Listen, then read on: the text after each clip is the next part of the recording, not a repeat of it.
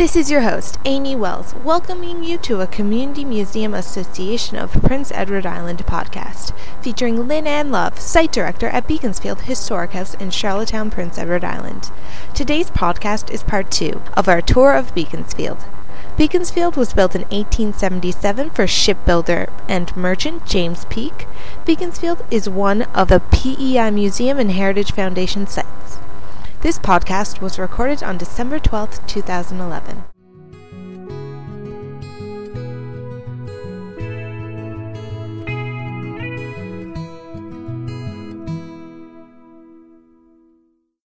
Let's go up to the second floor.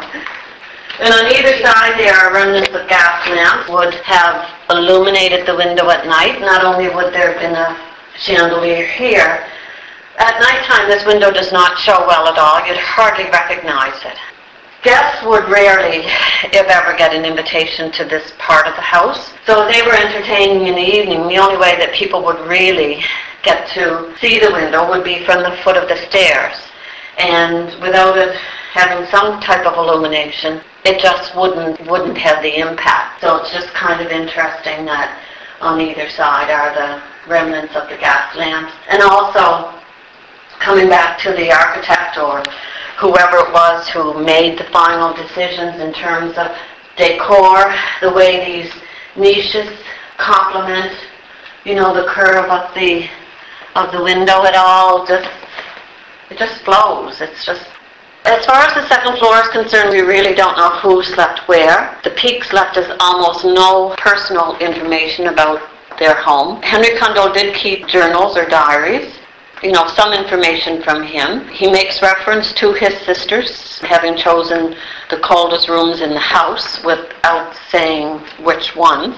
These 3 front rooms do get quite cold here in the wintertime. So we've always envisioned Penelope and Millicent in these 2 front rooms overlooking the harbor. We've always envisioned Henry Condell using this room because, for one thing, it would be a nice, comfortable distance away from the girls.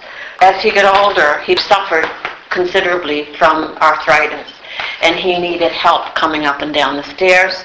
So we've always sort of envisioned him at the top of the stairs here. This room would have been used as the upstairs sitting room. It is the only room with the more detailed molding around the ceiling. It has the larger medallion around the light fixture.